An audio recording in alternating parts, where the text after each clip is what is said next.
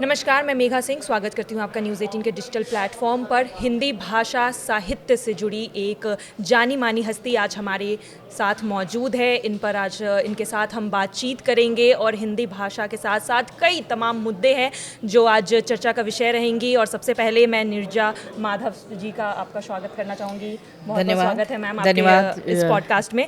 सबसे पहले तो मैम मैं एक जेनजी हूँ और आज के जनरेशन से बिलोंग करती हूँ, तो हिंदी भाषा जो कहीं ना कहीं कहा जा रहा है कि अपना अस्तित्व कम होता जा रहा है, खोता हुआ तो मैं नहीं बोलूँगी, कम होता हुआ जा रहा है, और एक जेनजी अपना एक अलग लैंग्वेज लेकर आ गई हैं। तो उसके बीच में आप क्या इसे मुश्किल समझ रही है कि अभी के दौर में जो कविताएं या फिर जो लेख आ रहे हैं, जो हिंदी भाषा से जुड़ी जो साहित्य आ रही है, वो मुश्किल है क्योंकि जेनजी जो है एक अलग लैंग्वेज और एक अलग टर्म्स अपने लिए लेकर आ गई हैं? मेघा जी देखिए मेघा, ऐसा नहीं है कि ये जो अभी की जो जनरेशन है जिसको जेनजी कह रहे हैं आप लोग, वही भाषा के साथ कुछ प्रयोग, नए प्रयोग या तथाकथित दुरुपयोग कर रही है। भाषा के साथ जो परिवर्तन है या भाषा के साथ नए नए प्रयोग हैं, भाषा में शब्दों को तोड़ना मरोड़ना है या बदलना है, ये हर युग में होता आया है। भारतेंदु युग की भाषा को अगर देखेंगी आप तो आपको लगेगा कि ये भाषा तो हम समझ ही नहीं सकते। इवन हमारी जनरेशन के लोग भी उस भाषा को नहीं समझ पाएंगे या उसको समझने में थोड़ी कठिनाई होगी, क्योंकि शब्दों का जो एक्सेंट होता है, जो फोनेटिक्स होता है, ध्वनियात्मकता जो है वो कुछ बदली हुई सी लगेगी उनका साहित्य जब हम पढ़ेंगे तो हर युग की अपनी एक विशेषता होती है। तो जो जेनजी युग के बच्चे हैं, आजकल की युवा पीढ़ी है, उसने अगर कुछ नए प्रयोग, नए बदलाव किए हैं भाषा में, तो निश्चित रूप से उसको हम बुरा नहीं कह सकते हैं। वह समय का एक परिवर्तन है, समय की मांग है। अब जैसे बहुत सारे शब्दों के लिए उन लोगों ने अपने एक नए शब्द गढ़े हैं, कोड लैंग्वेज जिसको कह सकती हैं। जैसे बहुत सारे उसमें जैसा हम लोगों ने सुना है BF, शॉर्टकट BF, या बाबू। हाँ, अब बाबू बहुत प्रचलित होने लगे हैं। तो बाबू किस सेंस में कहा जा रहा है, बेबी किस सेंस में कहा जा रहा है, या और भी बहुत सारे शब्द हैं जिनको कि यहाँ पर हम कोट नहीं कर पा रहे हैं, लेकिन वो शब्द हम लोग रोज़ सुनते हैं क्योंकि जेनजी ग्रुप के साथ भी हम लोग का इंटरेक्शन होता है। तो वो हिंदी भाषा पर उससे कोई ख़तरा नहीं है और ना ही हिंदी भाषा उससे दुष्प्रभावित होने जा रही है, बल्कि हिंदी में बहुत सारे और नए नए शब्द मिलेंगे। जैसे हमारे यहाँ देख लीजिए कि हम कहते हैं गप मारना, तो गप तो हमारे यहाँ का हिंदी है नहीं, वो तो रूसी भाषा है, उसको हमने ले लिया। चाय हमारे यहाँ की भाषा नहीं है, ऐसे ही रिक्शा हमारे यहाँ की भाषा नहीं है, तो हिंदी में हम लोगों ने तमाम शब्दों को आत्मसात किया। ऐसे ही जेनजी ग्रुप के लोग जो भाषा या जो शब्द प्रयोग करेंगे, धीरे धीरे वो शब्द यदि हमें अच्छा लगेगा या हिंदी भाषा आत्मसात कर पाएगी तो हिंदी और समृद्ध होगी। तो हम इसमें कहीं भी नकारात्मकता नहीं देखते हैं, बल्कि सकारात्मक है।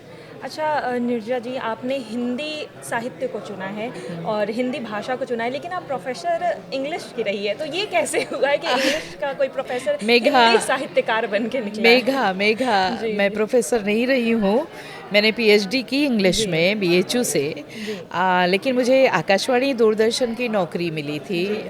संघ लोक सेवा आयोग से मेरा चयन हुआ था, तो अभी मैं सेवा मुक्त हूँ।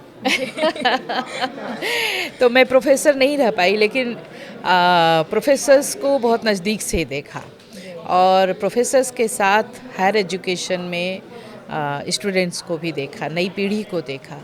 आज का जो युवा है वो कहीं ना कहीं फ्रस्ट्रेटेड है, कहीं ना कहीं एक्सप्लॉयटेड फील करता है, उसका कहीं ना कहीं शोषण हो रहा है और वो समझ नहीं पा रहा है कि वो हायर एजुकेशन ले रहा है किस लिए ले रहा है, क्या उसका भविष्य सुरक्षित है, क्या निश्चित है। और दूसरे ढंग के जो एक्सप्लॉयटेशन हो रहे हैं उसके यूनिवर्सिटी में, उसको भी मैंने नज़दीक से देखा है, महसूस किया है। एक उदाहरण मैं बताऊं, एक हमारी शिक्षा पद्धति जो है हमारे देश की, उस शिक्षा व्यवस्था पर बहुत करारा एक चांटा जैसा है। एक बच्चे ने JRF क्वालिफाई किया हिंदी में। बहुत सारे बच्चे JRF क्वालिफाई करते हैं, उनको एक स्कॉलरशिप मिलती है और वो PhD करते हैं। उस बच्चे को भी तो मतलब इस तरह के उदाहरण हैं बहुत सारे बच्चे जिनको कि ये सब एक्सप्लॉयटेशन झेलना पड़ता है, उसका एडमिशन पीएचडी में होने में इतनी दिक्कतें, एग्जामिनेशन वो पास कर ले रहा है, उसमें वो मेरिट में भी आ जा रहा है, लेकिन उसका कोई प्रोफेसर परिचित नहीं है, इसलिए वो पीएचडी में एनरोल नहीं हो पा रहा है और उसका जेआरएफ लैप्स करने के उसमें आ जा रहा है, वो फ्रस्ट्रेटेड है, वो डिप्रेशन में है कि मैं क्या करूं। अब प्रोफेसर से परिचय होना उसका ज़रूरी तो नहीं है कि हाँ सारे प्रोफेसर उसके परिचित हों और उसको अपने अंडर में लेने के लिए तैयार हों। तो वो तमाम तरह की जो विसंगतियां हैं हायर एजुकेशन के साथ जुड़ी हुई, वो कहीं ना कहीं हमारे यूथ को, आप जिंजी कह लीजिए, भाषा के तौर पर वो बोलने में या कुछ अधिकार पा जाने में या कुछ अपने व्यवहार में, आचरण में जिंजी ग्रुप हो सकता है, लेकिन यूथ के सामने आज भी वही ब्रेड बटर की प्रॉब्लम तो है। बेरोजगारी वो झेल रहा है, उसके सामने अनएम्प्लॉयमेंट की समस्या है तो है। वो सोच रहा है कि मैं पीएचडी कर रहा हूँ, मैं हायर एजुकेशन में हूँ, तो मैं किस लिए हूँ, मुझे नौकरी मिलेगी कि नहीं मिलेगी ये सर्टेनिटी नहीं है। तो हमें इस यूथ के फ्रस्ट्रेशन और उस डिप्रेशन पर भी ध्यान देने की आवश्यकता है। अब पूरे समाज को, प्रोफेसर्स को और प्लस हमारी सरकार को भी, कि युवा हमारा फ्रस्ट्रेटेड ना होने पाए, क्योंकि भारत एक युवा देश है। यहाँ पर 65% से ज़्यादा युवा हैं, 18 वर्ष से 35 वर्ष के बीच के बच्चे हैं। तो अगर इस देश का युवा फ्रस्ट्रेटेड हो जाएगा या डिप्रेशन में जाएगा या उसके पास भविष्य की अनिश्चितता रहेगी, तो कहीं ना कहीं हमारा देश पीछे जाएगा। इसलिए उसके चाहे कैसा भी फ्रस्ट्रेशन हो, चाहे अधिकारों से वंचित हो रहा हो, जो उसका अपना अधिकार है वो नहीं पा रहा है, या जो वो उसके भीतर टैलेंट है लेकिन उस टैलेंट के लिए उसको एक प्लेटफॉर्म नहीं मिल रहा है, इन सारे मुद्दों पर आवश्यकता है कि हम सब बातचीत करें और हमारी सरकारें सोचें भी। जी, इस पर आप शायद एक किताब भी लिख रही है। उसके बारे में थोड़ा बता दें दर्शकों को, जो हमारे जनरेशन के लोग हैं, क्या पता उन्हें इससे हेल्प मिल जाए। हाँ, अभी मैंने एक नॉवेल वो किया है, लिखा है, और वो उसमें जो ये शोध छात्र होते हैं, जो यूनिवर्सिटीज़ में बच्चे पढ़ रहे हैं और शोध करते हैं, रिसर्च करते हैं, उन लोगों की जो पीड़ा है, जो उनकी त्रासदी है, जो उनकी अनिश्चितता है भविष्य के प्रति, उसको लेकर मैंने राइडिंग द टाइगर, एक शोध छात्र की डायरी, एक उपन्यास लिखा है। हमें लगता है उसमें जिंजी ग्रुप भी है, जिंजी ग्रुप से पहले वाला ग्रुप भी है, मिलेनियल्स भी है, सभी के लिए आपने और बीटा भी है। अच्छा, बीटा भी है, सबके लिए आपने ये किताब लिखी तो है। वो नॉवेल हमें लगता है कि हमारे यूथ के लिए बहुत यूज़फुल हो सकता है। अगर वो पढ़ेंगे तो उन्हें लगेगा कि वो बोल रहे हैं। अच्छा, आप एक साहित्यकार है, लेकिन देखा गया कि आपने नॉवेल्स भी लिखी है, आपने कविता भी लिखी है, उपन्यास भी लिखी है। तो आप मतलब आपने हर डिफरेंट जॉनर की राइटिंग को ट्राई किया है और उसमें बेहतरीन परफॉर्मेंस भी दी है, बेहतरीन लेख भी लिखे हैं। तो इतना वर्सेटाइल होने का क्या रीज़न है? आप मतलब, क्योंकि बहुत सारे राइटर्स हैं जो सिर्फ एक जॉनर को लेकर स्टिक रहते हैं। अगर वो नॉवेल लिख रहे तो नॉवेल, कविताएँ लिख रहे तो कविताएँ, शायरी लिख रहे तो शायरी में ही है। लेकिन आपने सारे फील्ड, सारे जॉनर्स को ट्राई किया है, तो इसके पीछे की क्या कहानी है? मेघा, ऐसा होता है ना कि हम लिखते नहीं, हमसे कोई लिखवाता है। जैसे बहुत सारे विषय होते हैं, वो विषय चुनता है कि मुझे किस विधा में, साहित्य के किस विधा में लिखो। जैसे कोई एक भावना ऐसी होती है जिसको लगता है कि हम नॉवेल में नहीं लिख सकते हैं, वो कविता में ही अच्छी लगेगी, तो हम उसको कविता में लिखते हैं। कोई एक विषय ऐसा होता है जो लगता है कि वो ललित निबंध में स्त्रियां बहुत कम हैं हिंदी साहित्य में। आप शायद पहली हैं। हाँ, तो ललित निबंध भी मैंने लिखे हैं। तो लगता है कि जैसे ये विषय ललित निबंध के माध्यम से हम अच्छे से लिख पाएंगे। तो हमें लगता है कि जो विषय होता है वो खुद ही लेखक से लिखवाता है कि तुम इस विधा में लिखो। और मान सकते हो कि हमने सारी विधाओं में लिखा, तो सारी विधाओं के लिए मैं अभिशप्त थी। विधाओं की तो बात होगी, मैं मुद्दों की भी बात करना चाहूँगी। आपने सारे मुद्दों पर भी लिखा है, चाहे वो पॉलिटिक्स हो जाए या फिर सोसाइटी में जो चीज़ चल रही है, कुछ किसी के साथ दुरुपयोग हो रहा है किसी के साथ, या फिर किसी की मुश्किल है, कोई मुद्दा उठाना हो जो समाज के भले के लिए हो, जैसे अदर्स जेंडर का मुद्दा। मुझे लगता है शायद पहली बार आपने ही ये मुद्दा भारत में उठाया था। और अदर्स जेंडर के जो वो मुद्दा था, जिस टाइम पे लोग बात भी नहीं करते थे, शायद उन्हें एक्नॉलेज भी नहीं करते थे कि अच्छा इनके भी राइट्स होने चाहिए, तो उस टाइम पे आपने ये मुद्दा उठाया था, तो उसके बारे में कुछ बताइए। मेरे कॉलोनी में थर्ड जेंडर के लोग आते थे, कहीं कहीं कुछ नेक मांगना, ठनगन करना, कुछ भोंडी हरकतें करना। तो मैं आकाशवाणी में उस समय नौकरी कर रही थी, तो मैं उन लोगों को देखती थी। मुझे लगता था कि ये जो लाउड मेकअप है इनका, या इनकी जो भोंडी हरकतें हैं, तालियां बजाना, ठनगन करना, ज़िद करना नेक के लिए, आखिर जब किसी के यहाँ कोई शुभ कार्य पड़ता है तभी वो लोग आते हैं, बच्चा हुआ या घर का नया घर बना है या विवाह पड़ा है। इसके अलावा इनके जीवन का पालन पोषण कैसे होता है और किस तरह के परिवारों में ये पैदा होते हैं, कहाँ से आते हैं, थर्ड जेंडर है, तो नो डाउट कि ये अपने यहाँ तो इनकी संख्या बढ़ नहीं रही है, ये कहीं ना कहीं हमारे आपकी तरह से परिवारों में जन्म लेते हैं। उसी समय से मेरे मन में एक ये प्रश्न उठा कि इनके बारे में मैं जानूं, इनके बारे में मैं कुछ लिखूं। तो पहले आकाशवाणी के लिए मैंने उनके ऊपर एक बहुत बढ़िया नवकल्पनात्मक रूपक बनाया, लेकिन लगा कि आकाशवाणी में क्या होता है कि कभी एक प्रोग्राम बना और दूसरा प्रोग्राम उस पर रिकॉर्ड करना है तो इरेज हो गया या डिलीट हो गया, तो फिर उसका अस्तित्व नहीं रह गया। तो मैंने सोचा कि उसको मैं लिखूंगी। फिर उनकी बस्तियों में जा कर मैंने रिसर्च किए और एक मेरे अंदर रुचि विकसित हुई कि नहीं, इन लोगों के बारे में हमको समाज को सचेत करना है। तो मैंने उसको एक रिसर्च ओरिएंटेड उपन्यास के रूप में लिखा, यमदीप। यमदीप आप जानती होंगी कि यम का दिया निकाला जाता है नरक चतुर्दशी के दिन, है ना, और वो दिया कूड़े के ऊपर बाहर, घर से बाहर रख दिया जाता है। और मान्यता ये है हमारे लोक में कि उस दिए को फिर पीछे पलट कर देखा नहीं जाता है कि वो कब जला कब बुझा। इसी तरह से इनका जीवन होता है। ये अच्छे खासे परिवार में जन्म लेते हैं थर्ड जेंडर के लोग। माता पिता को कभी कभी मालूम भी नहीं रहता है कि ये मेरा बच्चा थर्ड जेंडर का है, और वो उसका पालन पोषण करते हैं। लेकिन जब 13-14 वर्ष में जब हार्मोनल उनमें चेंजेज आते हैं, जैसे लड़के हैं तो उनकी आवाज़ भारी होने लगेगी, मूछ दाढ़ी आ जाएगी, लड़कियां होंगी तो थोड़ी आवाज़ मीठी और हो जाएगी, थोड़ी चाल में लचक आ जाएगी, और भी कई विकास होते हैं लड़कियों के। लेकिन जो थर्ड जेंडर का बच्चा होता है उसमें वो दोनों ही ट्रेट्स आ जाते हैं। इसीलिए इसको हिंदी में और संस्कृत में उभयलिंगी कहा गया। तृतीया प्रकृति समुदाय, तीसरा वर्ग जो है मतलब स्त्री पुरुष से अलग। अब उसमें भी कई कैटेगरी है। फिर मैंने डॉक्टर्स वगैरह से भी इंटरव्यू इन लोगों के बारे में किया कि बहुत सारे बच्चों का तो पता चल जाता है, आर्गन डिस्टर्ब है तो पता हो गया कि ये बच्चा थर्ड जेंडर का है।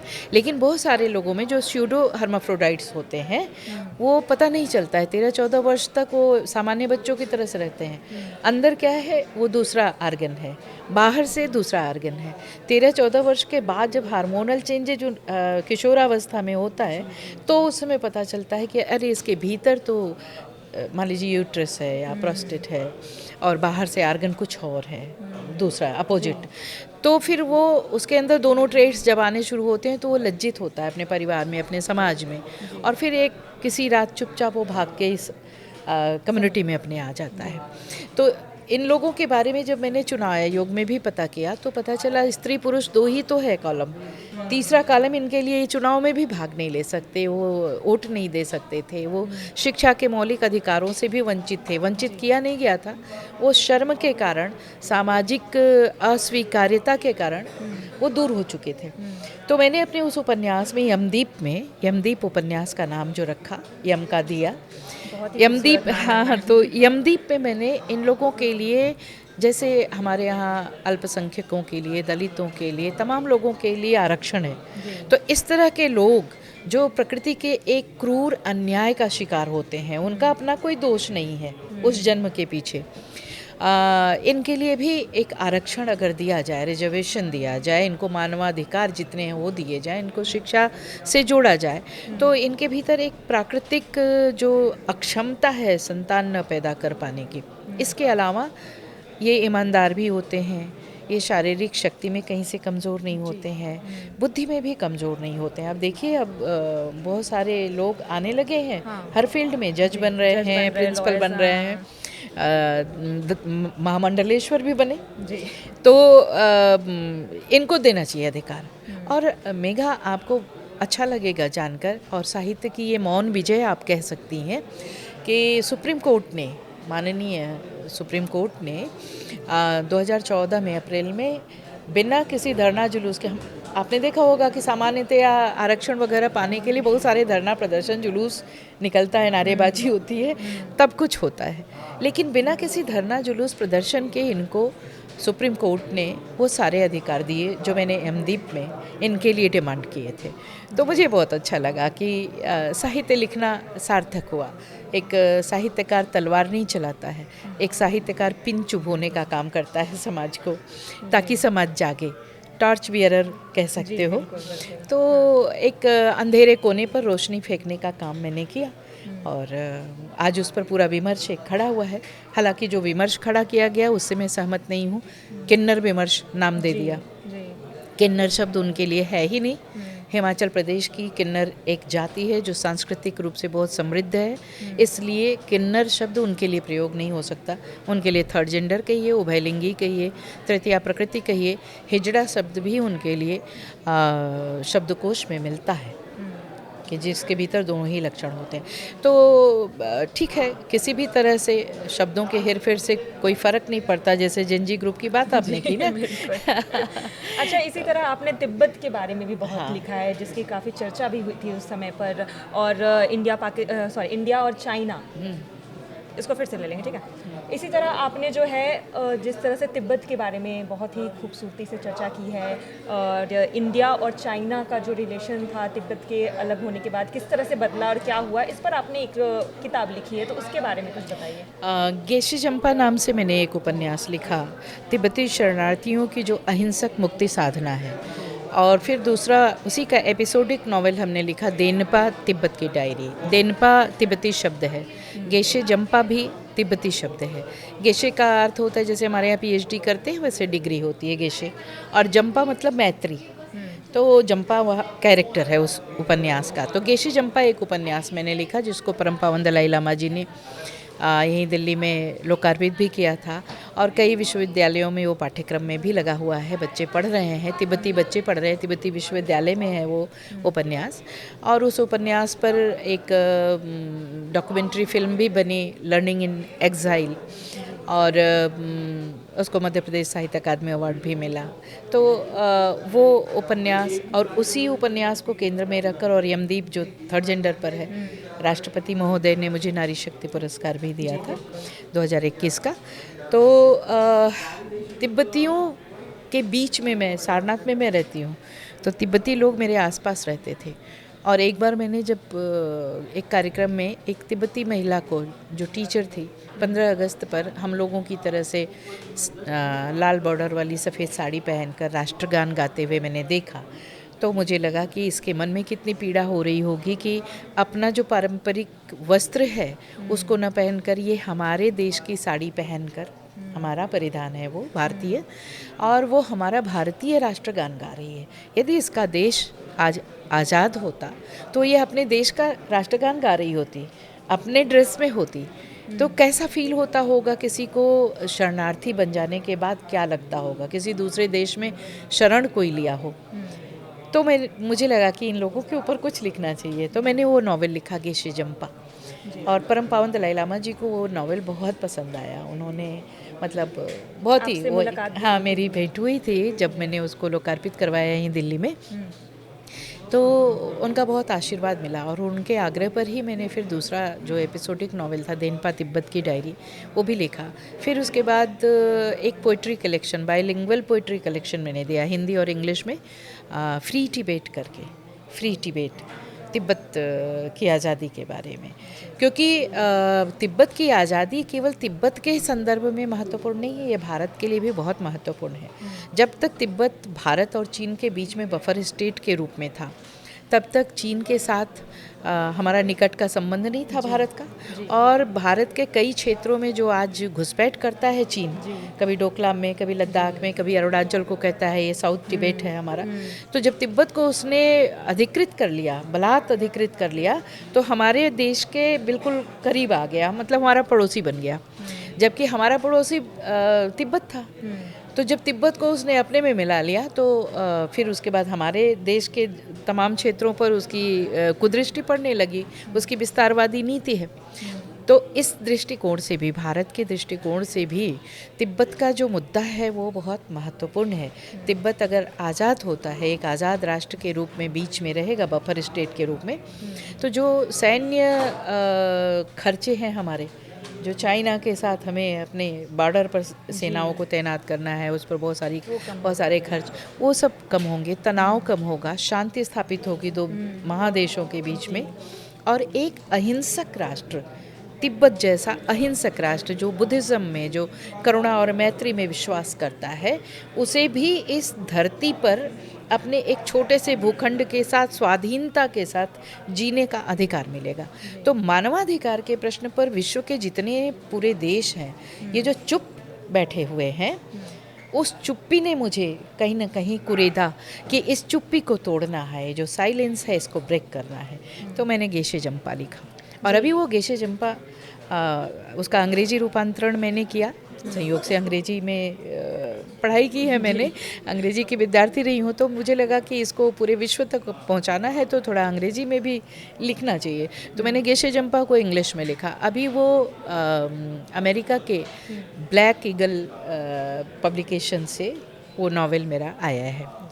और ताशकंद में जो हुआ, इस पर भी आपने लिखा था इस पर, और बहुत ही कंट्रोवर्शियल आपने इस पे लिखा है, तो उसके बारे में बताइए कि आपकी विचारधारा जो है काफ़ी अलग है, तो इस बारे में फिर आपने कैसे विचार किया कि हमें इस मुद्दे पे लिखना चाहिए? मानना चाहो तो कंट्रोवर्शियल तो तिब्बत का मुद्दा भी मैंने लिखा और नौकरी में रहते हुए भी लिखा, और वो मानवाधिकारों की अपील और शांति की अपील, लेकिन किसी एक देश के विरोध में और एक देश के सपोर्ट में खड़े होने का मतलब ही हो जाता है कि कंट्रोवर्शियल हो गया, है ना।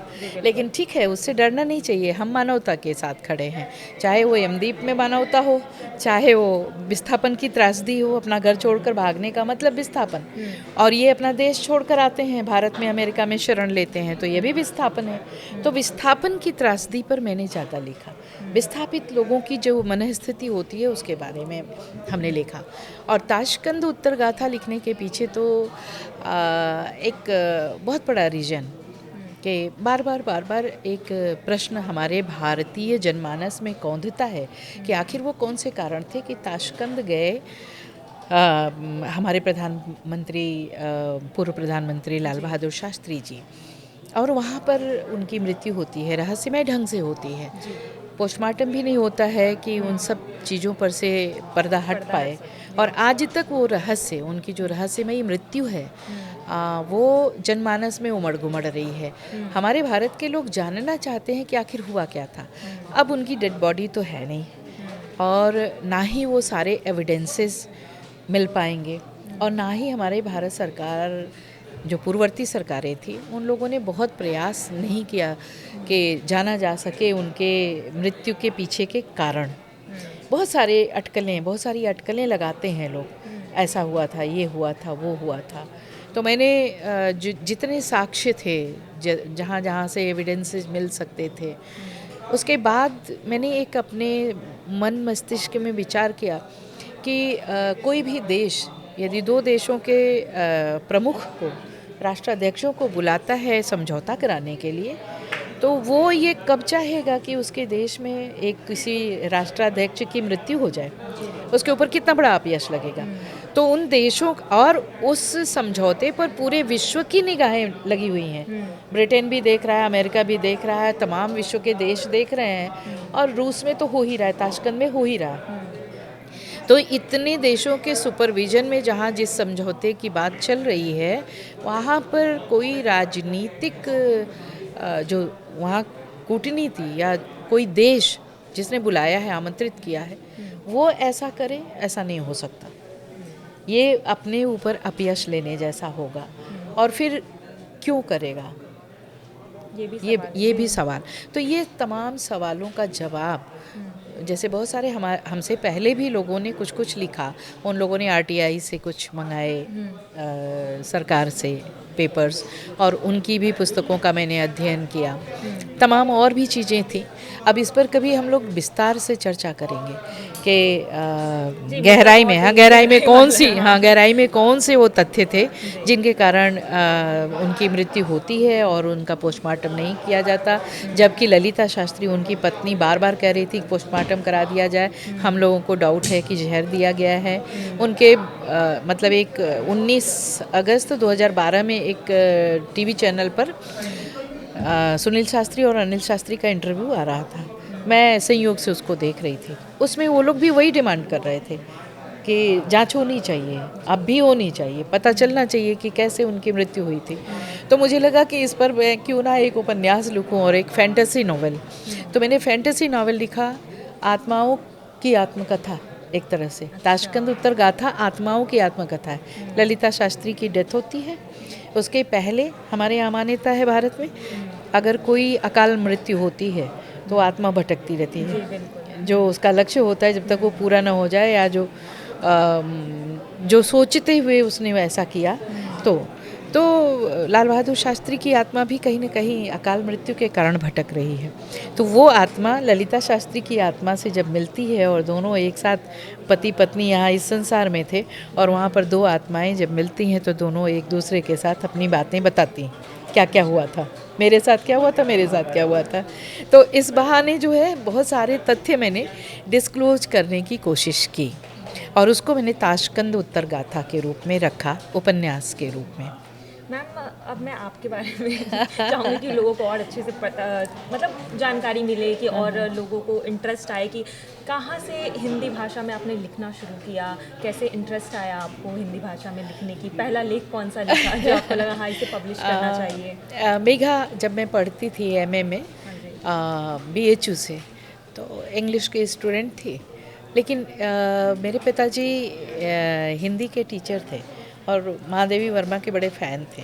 तो जब वो हिंदी की पुस्तकें घर ले आते थे लाइब्रेरी से, तो उस समय तो उपन्यास वगैरह पढ़ना मतलब एक मर्यादा हनन जैसा था कि अरे बड़े लोगों का अपमान है, अगर हम बड़े लोगों के सामने उपन्यास पढ़ते मिल जाएं तो या तो हम क्या करते थे, छिप छिप के पढ़ते थे। पिताजी ले आते थे, अपनी टेबल पर रखते थे, हम छिप के पढ़ते थे। तो मेरा इंटरेस्ट वहाँ से पैदा हुआ हिंदी में कि मैं भी कुछ लिखूं और मेरे पिताजी भी चाहते थे कि मैं कुछ लिखूं।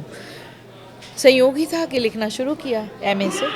और उस समय के पत्रिकाएं जैसे अवकाश पत्रिका बहुत चर्चित पत्रिका थी, उसमें छपने के लिए लोग लालायित रहते थे। तो मेरा पहला आर्टिकल हिंदी का अवकाश पत्रिका में आया तो मैं बहुत खुश हुई, अरे भाई ये तो शुरुआत अच्छी हुई। फिर उसके बाद तमाम जो अखबार थे, स्वतंत्र भारत, जनवार्ता, काशी वार्ता, वो बनारस के बहुत सारे अखबार थे, उन लोगों ने भी छोटे छोटे मेरे आर्टिकल्स, मेरी कविताएं प्रकाशित करना शुरू किया।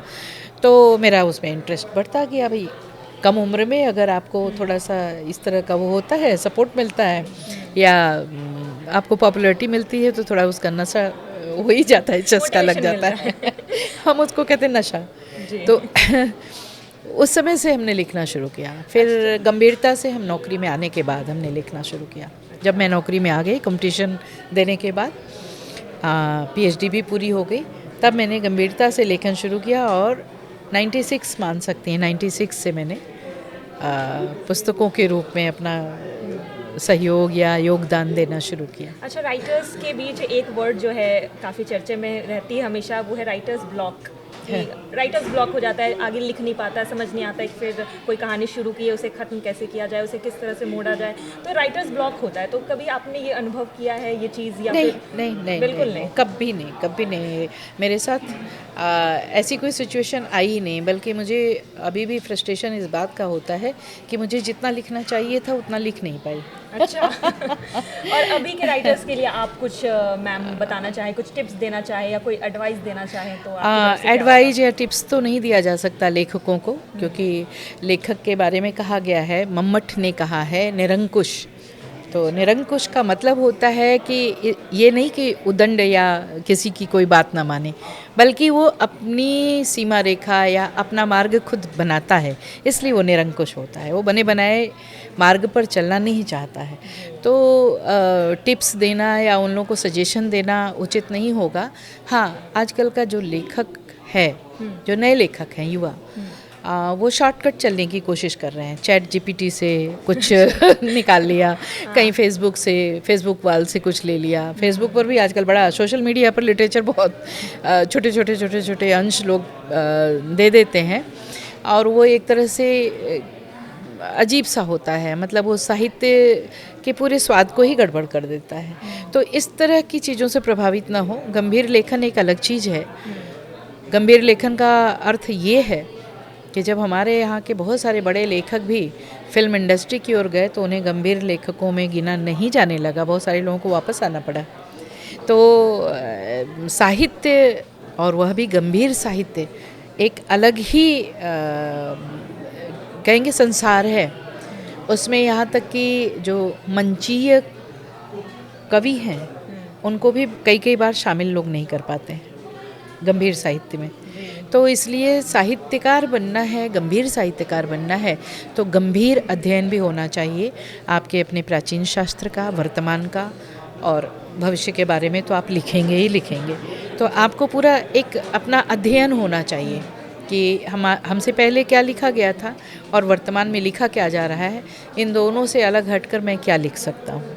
बहुत बहुत शुक्रिया मैम हमसे चर्चा करने के लिए। हमारे साथ मौजूद थी हिंदी जगत की जानी मानी हस्ती, जानी मानी साहित्यकार, जिन्होंने तमाम मुद्दों पर खुलकर चर्चा की है, अपनी बेबाकी दिखाई है। यहाँ पर कई मुद्दों पर उन्होंने बहुत ही अच्छी और बारीकी से पूरे डिटेल्स हमें दिए हैं, और उम्मीद करती हूँ कि आपको ये पॉडकास्ट पसंद आया हो। आगे की खबरों के लिए बने रहिए न्यूज़ 18 के साथ। धन्यवाद।